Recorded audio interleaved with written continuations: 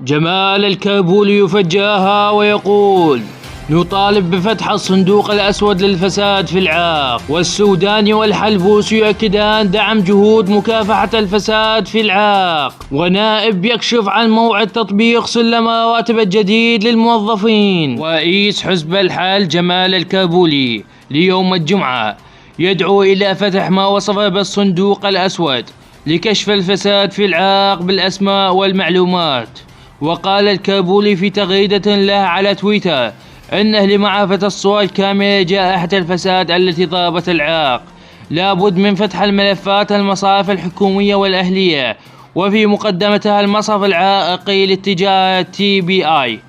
وأضاف الكابولي أن هذا المصرف هو الصندوق الأسود الذي سيكشف جميع الأسماء والمعلومات. بحث رئيس مجلس الوزراء والنواب محمد الشياع السوداني ومحمد الحلبوسي حزمة من ملفات سياسية وتشريعية. وذكر بيان لمكتب السوداني استقبال رئيس مجلس الوزراء محمد الشياع السوداني رئيس مجلس النواب محمد الحلبوسي. وقدم الأخير في مستهل اللقاء التهنئة بمناسبة مباشرة السوداني مهامه ونيل ثقة مجلس النواب.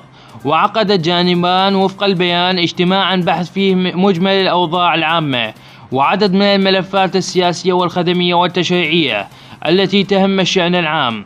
وختم البيان وشهد الاجتماع تأكيد متبادلا على أهمية التعاون الوثيق بين السلطتين التشريعية والتنفيذية وتفعيل الدور الرقابي من أجل دعم الجهود مكافحة الفساد وتلبية الاحتياجات المهمة للجانب المعيشي للمواطنين. وأكد النائب مضر يوم الجمعة بأن مقترح توحيد جداول رواتب الوزارات سيطرح في بداية عام 2023. وقال مضر في حديث صحفي له إن هناك تفاوت كبير في رواتب المدراء والموظفين في الوزارات العراقية وهيئاتها ومؤسساتها بشكل يستدعي إلى إعادة النظر من خلال إجراء تقييم يعتمد مبادئ أساسية أبرزها سنوات الخبرة والدرجة الوظيفية. وأضاف أن مقترح توحيد جداول رواتب الوزارات سيطرح بداية عام 2023 لأن الأمر يستدعي إلى إعادة النظر من قبل مجلس النواب بغاية تحقيق مبادئ العدالة والإنصاف، وأن يكون تحديد رواتب وفق مسارات ثابتة لكل موظفي الدولة العراقية.